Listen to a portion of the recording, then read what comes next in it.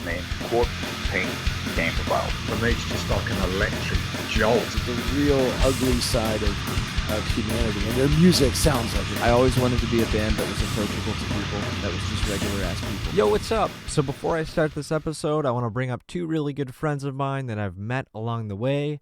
They've been the backbone and really the biggest supporters of this podcast since day one. Everything visually you see with this podcast has been done by Wither Designs and Benny Bones Art, and it could be your band next. Check them out on social media, get yourself something unique and original, and yeah, let's do this. You stated that basically everything you've learned with the studio is failing.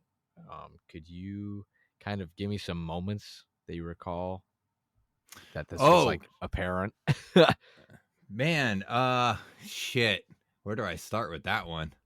Yeah, I mean, I really just like, I gotta say, I mean, even back 20 years ago, trying to record bands in Burt Ramen and stuff, you don't know anything. People bring soup bowl drum heads that are, 7 years old. And then you try to fix it by duct taping everything and, just kind of just rigging shit together to make it work. And then, you're like, cool, we got it. It sounds good, I think, in the studio. And then you try to blend it all together and you're like, wow, these tones just suck, And so I think one of the first things, before I started doing this all the time, I started frequently working here, 17 years ago. And at that point, I was doing sessions so frequently, I started learning, okay, I need to learn how to tune drums. I need to understand drum heads and what works with what and understand shells. That's one of many examples. Guitar tones, similar thing, you try to EQ the guitars so like every irritating frequency is not there in your amp, and you're moving mics and wasting all this time and energy. And by the end of it, I think that you kind of get almost a lackluster performance at times because, after you hear about, 20 guitar tones, you stop, you're like, I don't even know what I want anymore, and the guitar player will feel the same way. So, I've learned now to just kind of not overthink stuff, like guitar strings is a thing, like new strings, new bass strings, making sure that everything's like dialed in, making sure the batteries in the guitars are that's gonna die. That's definitely one. Yeah, because all that stuff, the thing is it's not a problem until it is, and then when it is a problem, and then the stores are closed, you can't get that 9-volt battery. Yeah, or if you do get the 9-volt battery, your guitar tone's going to be different because it's going from an almost dead battery. It's gonna be super hot. Yeah, so those are some real basic ones, but I'm trying to think of stuff. I know I've been in situations where, God, man, before I learned file management, I was doing a session and you'd probably never know on the record, but this is probably about 16 years ago, but I accidentally deleted some kick files. Oh man. And that really sucked. I was fortunately savvy enough to back up and stuff, but it really took me hours to figure it out because I didn't understand file management very well back then and stuff. So at that point I was still transferring from as an analog engineer into a digital world. So some of that stuff was, I think it was also sloppier back then, but also it was elusive. I just didn't know the software very well. So that was a nice bummer to do that phone call and say, I think I lost your kick drums. Oh man. And you can't fake that either. You can't be like, hey man, I just put in some samples. Like you'll know right away. Yeah, because and the thing is, you don't even have like a, at least if you have, shitty sounding kick drums, where the kick drums are really happening and, kind of line the phase up and it would be better. But if you don't even have that waveform, you're kind of just shooting in the dark with that. And so I was lucky and I was able to squirm out of that one, but that one scared me so much that I really sat down for a few hours and learned file management and Right. know where all the files are going and stuff. So, that's I'll tell you. one. I'll tell you something hilarious that happened to me. The second time I was in like a studio that I paid like a decent amount of money, the the guy literally lost all of the drums for the song. And Oh, man. I'm like, well, he was a young dude, so I was like, whatever. But at the same time, I'm thinking, I'm like, I gotta ask him this question because he's done the same thing. He's gone through it all. Yeah. Yeah, I but- know. I mean, we've all been young before, So Yeah, file management is a serious thing because like I do like pre-production. I'm not a full studio guy. I just write music at home. And I've definitely lost files, and I lost a whole bunch of shit last week. And that was literally just because like my computer, I put it on sleep and it turned off on me. I don't know what the fuck happened. Oh, But, man. yeah. Yeah. So I'm like slowly learning like save everything. Have 3 hard drives. Like, Yeah. Yeah, that's another good one was understand compression if you're going to try to take that to tape. That's another one. When I was young, I didn't understand compressors very much. Okay. And if you print that kind of stuff and you can hear it working, it's not leaving. You're going to have to retrack whatever it is that you have going on there, So, yeah. I definitely, I would say back in the Burnt Ramen days, I did some recordings where, preamps were clipping and compressors were overworking. And when you try to fit that in the mix, you're just like, crap. Like, I don't, Dead. Yeah, it's all I'm calling singers up. Can you come back in and retrack? I suck, kind of thing. So, Yeah. So, the one thing that I read in like a written interview you did was like you basically said that it doesn't matter how good your equipment is, like it's all from the hands of the guitar. Like you have to have good talent before yes. you get in the studio. And that is 350% true because like now that I've been in the studio once, I'm like, I should have just waited because there's no point in trying to fucking shine a turd, basically. And Right. it wastes the producer's time, Yeah, well, and also it wastes the talent's money too. So, Yeah, which is that too. another thing. I mean, but yeah, it's kind of a two-way street. But I've had a lot of experiences like that where people came in, they had some kind of mental deadline they wanted to conquer, whether it was I want the information to say that it was tracked this year, not next year, or whatever block they're working with. And they come in, and some of those sessions you get like basically these sketches, because the songs aren't totally written. It's they like, just want something new out. yeah, and Yeah. in the end, it actually would have been better for them to just hold up for another 2 or 3 months, get all the ducks in order, and then come into the studio, because then we could have just banged it out in a few days.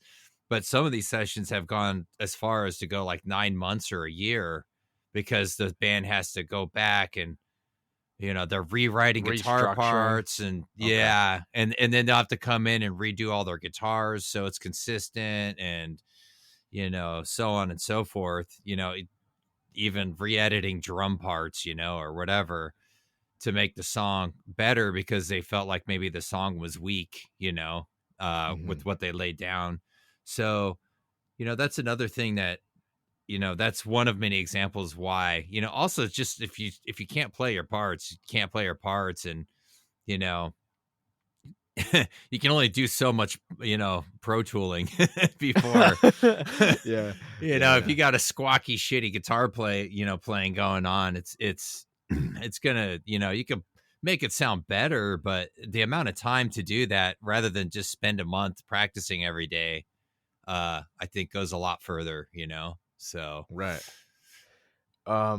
So my next question to you is, so you do a lot of low tuned death metal bands, right? Yeah. And some bands to name off: Fetid, Undergang, Pig's Blood. I love freaking Pig's Blood. One of my favorite bands, Vastum. Nice. What are some characteristics that you would consider a well-produced record? Like when you listen to other albums that you haven't done, what really stands out that you go, this guy knows what he's doing? There's two things that I think really catch my ear personally. One is, does the recording have a personality? And that's something that's often overlooked, or sometimes bands go too far into the personality realm too, which can also happen, but does the recording have like a good like attitude or a good personality to it? The other thing is that I want a lot of personality to it. So I like it kind of nasty around the edges and, stuff, but is it still clear enough to, when you're listening to it, can you still tell what's happening? And yeah, I mean, when bands come in tuned to G standard, it's not easy. Hard. Yeah.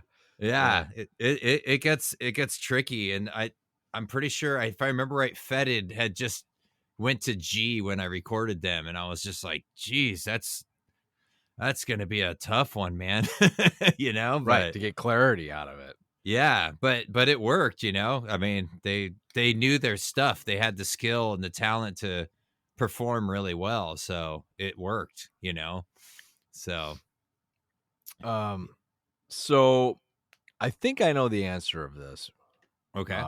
But what do you feel is the most important instrument to make tight in a record? Obviously, everything has to be tight, right? But yes, in my opinion, it's drums, because you could have a grindcore band that has a really good drummer and the whole band sounds like shit, the rest of the band, and it'll still sound like a good album. Of course, yeah. Just get the tone right and you're set, right? Get that nice sizzle on the guitars and screw the clarity, just tune to A standard and who cares or whatever. I would say, I would agree that in most cases, the drums, now this is specific to death metal though, or metal. Now when you start straying into rock and roll, which I do also mess with like rock and roll and other, punk and different genres and stuff. So, I do find that sometimes with rock and roll and punk and stuff like that, sometimes the guitar is actually more important, or the vocalist, depending on like what kind of music, like melodic punk. I've recorded bands where the guitar player is fucking falling apart and the drummer's just fucking up everywhere, but the vocalist is just so good that you're like, they got the hooks, and stuff. And you start thinking about, like a lot of old like Death SS or some bands like that, where they're just like, their early recordings are just shitty, but the vocals kind of carry it, and stuff. So that kind of stuff, like, I think it's just depends on the band, but yeah, in general, the drums, if the drums suck, there's a good chance that it's going to fall apart. It's going to be a rough freaking time. Yeah.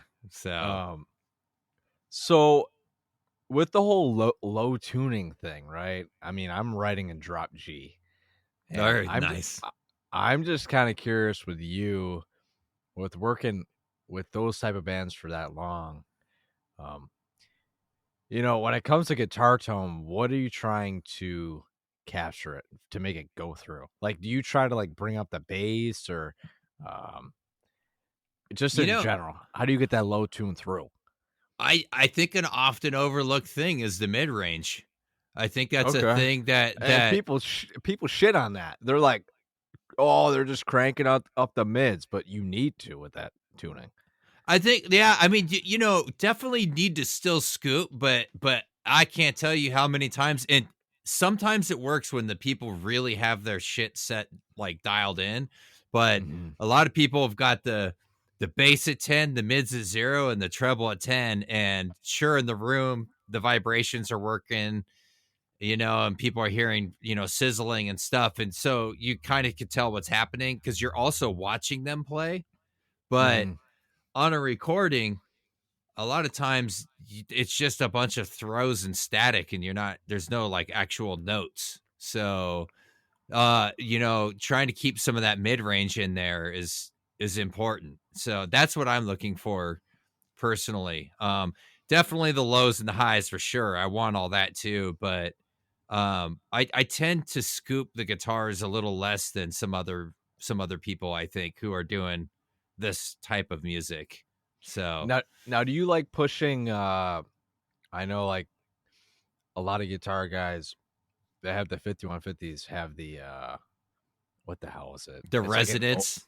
no, it's like an overdrive pedal, basically. I think it's green or something like that. Oh, the Drive Master, probably the it's either the T808 or the T9, depending on or whatever. It's like the older versus the new one. It's the green one, the Ibanez. Yeah. It's the green one. It's just basically an overdrive for the front. And I'm curious if you push that on a lot of your death metal bands that come through. I don't push that pedal too much. I do actually love those tube screamers, but Yeah. I don't personally like, I try to like, and this is another thing I've learned, because I definitely had a phase when I started getting recording down. I started trying to push all my gear, I got a JCM 800 with EL34s. I got a Soldano. I got, trying to push all my stuff. And in the end, it's like, I will still suggest, and a lot of times people are excited to try it out, and stuff. But I've learned to listen to what they've got first before doing anything. And that was something that, going back to your first question, that's something that I've learned also, is to hear what people are bringing to you before. So to answer your question about the pedal, I don't tend to push that. If people's got a 5150, I'm going to listen to it first. And if it's missing something, then probably try to experiment. And yeah, I know people do those tube screamers, and you basically don't really turn the distortion up, and you get they call it the sad face and stuff to get that mid, the mid boost and stuff. So, I mean, that is a good trick to try to get some of those mids out. And I've tried it before, and sometimes it just sounds worse. So sometimes it sounds cool, because I mean, the guitar and the technique are vary so much that, every rig, like, there's no rig that works perfect across the board, and stuff. So, So you do your homework when taking on projects by going to shows and listening to the music as an engineer, musician, and a fan. What do you think are some obvious benefits of doing this? Like, obviously, you just said that you kind of listen through before you take on and click record. What do you think some benefits of that are? You mean as far as going to shows and stuff, or just listening through? Just in general, of like, a band comes in and this is the first time you listen to them, not, you haven't seen them at a show or anything. Oh, right. Yeah. I do ask people to even throw their phone in the room and capture some stuff to help out beforehand in those situations. Sometimes they do, sometimes they don't. If they don't, what I do nowadays is we just set everything up like as they would, their pedals and everything. I pull the direct right off their guitars and then go from the DI box into all their stuff. This gives us the option of, okay, well, this really isn't working. We need to change the tone, but I don't really feel like playing everything again. So you can reamp it, Yeah. But if they're like, this really isn't working and I played like crap, then you just redo it, But then at that point, then, you start, because I'm from the ethos of, I'd like to be pushing record like in 3 or 4 hours, if possible, from setup. If I'm setting a whole band up, I want to be like, I want to be recording within 3 hours if I can, with stuff. Yeah, so, you don't want to be doing a whole day of checking drum sounds. Yeah, not unless the band is prepared for that. There's some drummers that got huge kits and they have the budget to take the time on it and really just make sure it's all 100% dialed in. They got time to go to Guitar Center if something's not working, or they find they have a broken cymbal or whatever. But a lot of bands aren't doing that, so Yeah, like I guess I would like day one, I'd like there to be some kind of progress, because just getting tones for a full day and then calling that a success is kind of like, for three guys or something to set up or whatever. It's kind of, I don't The know. one thing I really learned from going to the studio is like from a producer Hmm. perspective, the one that I had, he kind of pushed the fact of just like, hey, get it out, play it, record it, get it out. Don't think about it too much. And Yes. I feel like that type of producer are the ones that really you know, get keep getting business, and they're like successful because they know that, musicians are very picky and they're never happy. Yeah, yeah. It's So, true. And also to kind of compound on the subject about just letting people play stuff through like that. There's times I'll look at rigs and I'll be like in my head, like this is this is going to be pretty damn interesting, you know, and not in a good way. And you you record it and you start to see like, oh shit, that okay, these pedals, I see what they're doing. It is doing this weird thing that I wouldn't have been able to replicate in the box or whatever, yeah. And sometimes it still sounds really bad, but it at least helps you understand what they're going for. So you're not just like trying to slap them through like you know, trying to make them sound like, Angus Young or something. And they're like, that's not what we're doing. Or, like Yeah. kind of thing. Like you're like, okay, I want to capture what you're going for, but maybe we could do it in a way that is like more constructive and sounds better recorded because we can't watch your hands on a recording, so that kind of thing. Right. So Are there any moments that you know, you thought you knew what the band wanted and it was the exact opposite? Like how many times has oh that yeah, happened to you? a lot.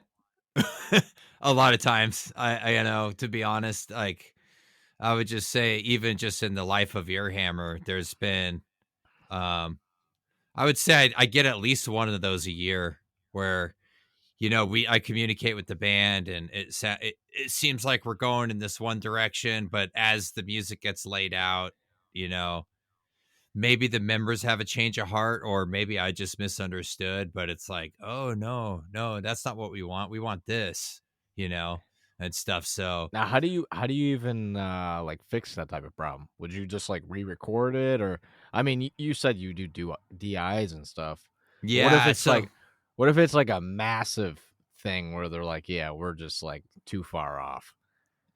I mean, there's probably been like 4 or 5 sessions in my life where we just decided to part ways, and it was very amicable. It wasn't like an argument or anything. It was just more of a, you know, like here, go to this person. I think this person does what you want, kind of thing. Because Yeah. everybody has their specialties, and so, if you're, I don't know, if you're expecting like, I don't know, a commuter car and you're getting a muscle car, for example, Yeah. then they're like, I don't want to pay that much money for gas and I don't want to be that loud going down the street or whatever and stuff. Like, then go get the commuter car, go get your like, Honda Civic or whatever. So, Right. not that I'm saying I'm the muscle car or anything, it's just an analogy, but the, and so I've had a few times with that, but then most of the time it's really just communication. And even if it's way off course, half the time when it feels like, oh shit, like we really screwed the pooch on this, a few tweaks and they're like, oh no, that's exactly what I wanted, and stuff. Because I think especially, there's some people that maybe are less experienced that don't really realize how drastic mixes can change with the exact same files from, Yeah. It's crazy, man. Like I just found out about amp sims about like a year and a half ago, yeah. and to me that is like unbelievable. because like for literally less than $100, I have like I don't know 400 guitar cabinets. Yeah, there you go. It's insane. And it's way easier to store 400 guitar cabinets in your computer. So Yeah. Instead of this freaking studio, I mean, how many like in-house amps and cabs do you usually keep? I got like probably a couple dozen heads between bass and guitar, and then I got see 6 guitar cabs and 3 bass cabs, but I tend to spread them out too. I got I have 3 rehearsal spaces now. So Nice. So I kind of spread my stuff out at this point. So now I have 4 810s at this point between my wife and I. Ah, damn. So we're like we keep one in each space, but the fortunate thing is that 2 of my 810s are about 8 blocks from here, and then I got one here. So and then I got couple 215s and whatever. Yeah, it's a lot of crap, honestly. These cabs, man, they're kind of like furniture half the time. They just sit there and wait to be used. You ever realize that anytime there's garbage day, there's always furniture on the side of the road. It's crazy. Like I've been noticing that all the time. I'm just like, how many times are you going to buy the same desk and throw it out? Yeah. It's the same thing with like instruments and guitar cabs. Like people, I don't know. Like it literally was to the point where I had like 4 or 5 cabs. I'm like, I only need one. So, yeah. Yeah. I keep a couple guitar cabs just because different, I can have different impedances and different speakers. Oh yeah, for a studio, people get so particular with that stuff, and so it's always fun to have options, stuff. Yeah. But for a studio, I would assume that you'd have a shit ton. Yeah. Unfortunately, but I do like the option, and when I'm playing shows, I'm like, I got 2 cabs in San Jose. I've got like 4 cabs up here, spread out in West Oakland. It's nice. I don't have to go far from somewhere where we're playing locally to get some cabs. So, So, you've obviously carved your mark in the Bay Area underground scene. But who are some people locally that you look up to? I mean, I really looked up to Autopsy for a long time. So yeah, okay. I mean, High on Fire is definitely a band that I used to sleep like down the hall from them in a rehearsal space back in the late 90s when they were starting out. And I mean, that band just never ceases to amaze me. Like they, the moment you think they're kind of like petering out, they come back all fierce, So that's Neurosis is another childhood favorite that, I've always looked up to them and love seeing those guys around. You got Sleep. Did you say that you actually got Sleep playing next to sleeping next to High on Fire? What's that? I said you actually got Sleep in a rehearsal spot with them. They're freaking loud. Yeah, we did actually. Yeah, when Brainoil was sharing with High on Fire, like they would have these like sleep cram sessions where they'd be like, "Hey, everyone's in town for sleep. Like, we need the space for the week. Is that cool?" We're like, "Yeah, have at it, man." Because we went in there one time to practice when Sleep had all their stuff there, and it was just a zoo, man. Like it was man. It was. I mean, because High on Fire has so much gear already, but then Al and Jason starts bringing their stuff in too, and you're just like, dude, like it's a museum for gear in here right now, and stuff. That's crazy. I think we showed up to practice and we were kind of like, fuck it, let's get a drink, man. There's nowhere to stand, There's nowhere. Yeah. So let's get out of here. Yeah. All right. So Autopsy. Who else you think? Yeah, I think Autopsy, Neurosis, High on Fire, Sleep. Those are definitely like low hanging fruits, I think, locally. And it's gonna take me a while because I grew up listening to so many different genres. I'm like, God, who else was around, man? It's been so many decades now. But I mean, Exhumed was always awesome, and Newth Grush, if you were Hell ever yeah. into those Matt, bands. Matt is the Yeah. he's a great dude. I've talked to him on the podcast, and then I've met with him in person.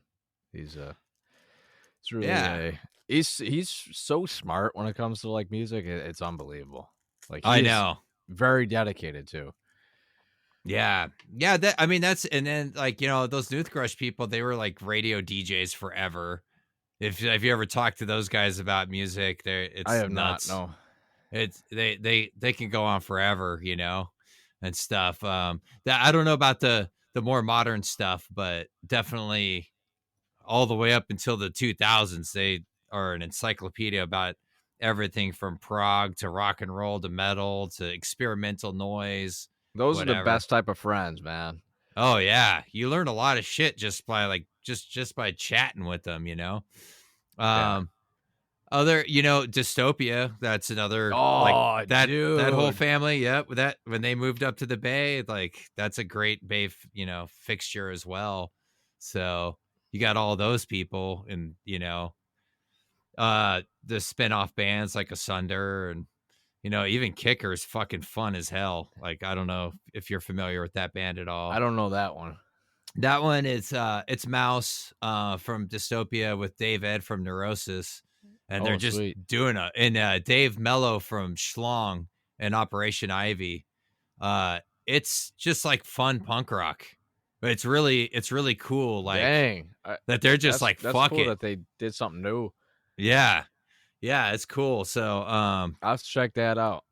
yeah. Another fucking mind melter when I was in high school. I used to love this band Schlong. If you ever heard Schlong Yeah, before. I've never heard that one. Oh man, they're a little more on the like fucking weirdo pop, they're just like well trained musicians, and Okay. they would just do shit like take over Gilman for Christmas and be like, we're playing Gilman on Christmas, and we've learned the whole Nutcracker set. So we're gonna play that for you, but it's gonna be punk, or they do like that's Fleetwood Mac albums, and just it was like really like they were Off just the hook. nuts. Yeah, Yeah. like I used to see them a lot because they would have a completely different set every time, and they would be pretty fucking tight too. Like I'm like, how you guys learn all this shit and then basically bastardize it into your own weird twangy ass style? That sounds amazing. Yeah, It's I'm gonna pretty- have to look up that band. It's pretty funny, dude. They're cool. So, but yeah, it's that drummer is now in Kicker too. So yeah, yeah. So shit, I got this one. So, in your opinion, when it comes to tracking drums at the studio, do you like projects when it's given to you where they're like, hey, I'm going to track drums at your studio and then we'll do DIs at home? Like, as a producer, do you enjoy those type of projects? Do you like doing it all at once? I'm actually honestly, depends on the band. It depends on where COVID is. But Oh, yeah.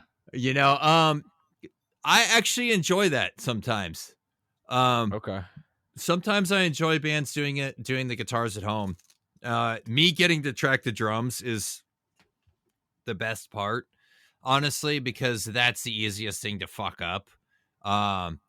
If they could track it home and they're willing to, in the event that they tracked it too hot and shit's clipping and whatever, if they're willing to like fix their errors, and keep it consistent, I actually enjoy that too.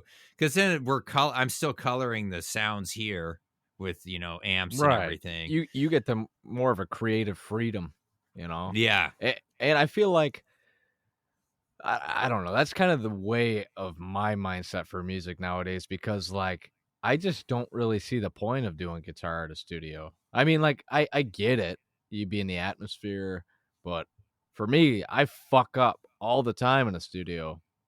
Right. Yeah. Whereas, I mean, from your perspective, you probably are like, if you suck, stay at home, send me DIs. I do have to say that yes. I do have like I haven't experienced this in years actually, but there was a pet peeve I was having for a minute when I was doing a lot of like rock bands and death metal bands. Guitar solo days sometimes can get rough if they have zero. Yeah. Like, like some guys, they can just fucking kick ass through a whole solo. They'll find a few little like shit moments where they wonk out and they try it again and then they create new fucking wonky parts, but they're able to like go through the whole solo. And then you get the guys that you have like a 30-second solo with like 15 to 18 punches, Oh man, it don't even sound like a solo. It's like a punch in. Yeah, and it works because they're good enough guitar players to make a semblance and be able to connect the dots or whatever sometimes. Yeah. But man, I mean, dude, it'll be hours and you'll be like, man, I've had to piss for like 2 hours, but I just want to get this over with, kind of thing. Like it's just, and then it's just, you finally realize like, this isn't going to end anytime soon. I should just go take a piss, like, yeah, I still got the rest of the day of this. So, but yeah, so like, especially in moments like that, man, yeah, tracking that at home is super sick for me, because then I just get like the awesome edited final product, I think the one thing that's rough about nowadays is like you talking about all the punch-ins and stuff. There's a lot of magic with audio production nowadays, but I feel like you see it, right in center because you get to see all the fixes and whatever. But off of that, like, do you get turned off of a band if there's a lot of like magic behind the scenes? Well, yeah, it's a slippery answer because yes, I do. Well, if there's a lot of magic and the band is actually really good live, and this is the thing about, I probably from like my 20s all the way until COVID hit, I'd probably be on average at like 3 shows a week, Yeah, and same. So I'm always checking shit out. And if the band is super good live and there's a bunch of studio magic on the record, it's awesome. If the band fucking sucks and they can't play their music but the recording somehow they're amazing, to me, I'm going to be a little skeptical on the band and probably not take it as like the recording is serious, because I'm going to be like, oh, this sounds like they just doctored everything. There's no honesty to it, and stuff. So, because you can do a lot of studio magic to stuff without, quantizing everything. You could just fix a couple parts that get a little weird and still go rough and raw, and stuff. Yeah. And it's magical because it's, and there's just a bunch of cool tricks and things that make albums move, So, yeah, but so like, I guess the shorter answer is I am a little skeptical on bands that have a lot of studio magic that can't play this stuff live, Yeah. So. So this is something hilarious you'll get a kick out of. And I'm curious on this debate. So a long time ago, I decided to send some demos to a bunch of drummer friends of mine. And it was all MIDI drums and MIDI bass. And I said to them, is this real drums? And 90% of them said it was real drums. It was all MIDI. What is your opinion on just that type of recording? Just doing MIDI. Like, do you think it's real enough that, I think if it's doing on a record? Well, there's dudes in their bedrooms doing shitty recordings that are doing records that seem to be doing fine. So yeah. Sure, it's worth doing a record with it if that's what your band's thing is, Like now if you actually have a real drummer but then you're just doing basically a drum machine for the most part, on it could be a little weird, I guess, but it depends. Like, are you talking about like super tech, like Unique Leader, kind of like tech death stuff, or Yeah, I mean, those type of bands, I swear to God, they're all MIDI. yeah, I mean, you kind of have to, because like Yeah. you can't physically hit the drums that hard and do that much shit at one time, and stuff. And I tend to fall in love more with guys like, Chad from Necrot and Oh, yeah, Mortuous. he's Or great. yeah, it's like he just hits the shit super hard, or like, Justin from Veil and stuff. Because they just hit the shit super hard. So if they're blasting, they're actually blasting. That you're hearing what they're doing, Right. So, and there's a ton of examples like that, but I think when you start getting into that kind of stuff, it's like it just has to be that way, I think. And so, in its own merit, I personally am not going to sit around and listen to it too much. But there's a lot of kids that will, and they love it. So It's just, to me, it's more of like what I was trying to say to you is the fact of like how easy it is to get like fooled by it nowadays. it Like, is. And the thing is, like, some friends will be like, that's MIDI drums, right? And I'm like, I would have never known, because like it sounds fucking the same deal, same thing. Yeah. Well, that's because a lot of these metal producers are just sound replacing drums. So Yeah. it makes it easy to be fooled, because like even real kits are being replaced. So you might not notice the difference. I feel like I would maybe notice a difference in the cymbals. That's the one thing, like the Okay. ambiance of the kit. Personally, if I was wearing headphones, that's where you Or start to notice the snare too. Absolutely. Snare rolls and stuff, like, but definitely the cymbals for sure. Like hearing that shit reset is going to be obvious, but I don't know. Like I've heard of producers. I've had bands come to me because their old producers would basically just, their thing is, I am replacing all your drums and I'm going to reperform it and quantize it. And they were like, oh shit. No, the hell with it. Like, Imagine Fetid with a freaking MIDI drum kit. oh my God. No, that's actually, Julian's another one, man. Like he hits fucking hard. And Yeah. When he's doing stuff, he's doing it. You don't have to sound replace what he's doing. He's just physically doing it, So yeah, I could just, well, when I saw that you did Pig's Blood, I'm like, oh man, but like this guy knows how to be a good producer, because that record is like punishing. yeah. Like that album it literally feels like you're getting punched in the face. It's that heavy. It's definitely relentless as hell, man. Like when it comes down to drums, what do you think you really, for those types of bands, what do you think is like the biggest challenge with those? Wow. The fast double kicks, like the 30-second beats and the 16 beats and stuff.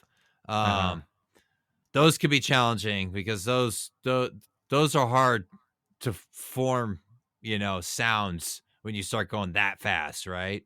Right.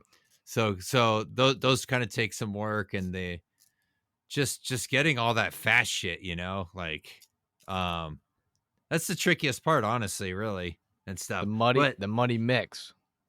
Yeah, and he's a killer drummer, so he made it a lot easier for me, but I have worked with bands that are doing that kind of stuff that the drummer just can't do. Like they just aren't, like, they're not there. They don't have the experience yet, and stuff, and can't hit as hard or whatever and stuff. So it gets really hard when you start doing those kind of bands, though, and they can't hit the kick drum really at all during those fast parts. Oh yeah, or the snare hand. Yeah, that too. It gets real light, and then yeah. And I've definitely heard a few records where I'm like, where did the snare go in this blast beat? Like, what happened to it? Yeah, there's a whole decade of that. It's 1990s. There's so many. I mean, when people were doing ADAT recordings and reel to reel and stuff, like, but Project Studio style, you know, all these grind bands. I don't know if you remember some of the snare tones on a lot of these early grind bands Oh and yeah, stuff. the high Woo! pitch, the Oh, high yeah. pitched trash can. I love it. Yeah. That's my favorite. That's they're like, that's how you hear it. That's how you hear it. Yeah, I know. It's like, and then you got like, you know, that scene's doing well. I mean, like Obscene Extreme and some of those fests and stuff, man. like that showcases that stuff, and it's cool to see that. I guess that shit never died, you know? Yeah, that is the stuff. one festival that I haven't went to that I'm like trying so hard. Like, what festival have you not went to that is a bucket list for you? Whew, man. Whacking? I feel like there's Whacking. no, I haven't. Honestly haven't been to many European festivals, so there's a lot. There's a lot of them. I've done a lot, you know, a lot of the US ones, and those have been cool, but yeah, I haven't had honestly, like from basically like 2004 to about 2012, I didn't really travel at all unless it was a band and stuff, Yeah. because I was so busy in the studio. And then I kind of lightened it up a little bit. I'm still slammed, but I've learned about, you know, it took me another couple years to master it, but I've learned how to like manage a calendar and take some time off. So someday I hope to go to European festivals when it's safe again and stuff. But I think that would be kind of fun. Whacking would be cool, you know. Dude, there's a documentary on YouTube of it. I don't know if you've watched it. It's like a movie, but it looks absolutely insane. Like I mean, you'll see like the regular YouTube videos of it, but watching like the movie that they filmed about it, it is something special for sure. Nice.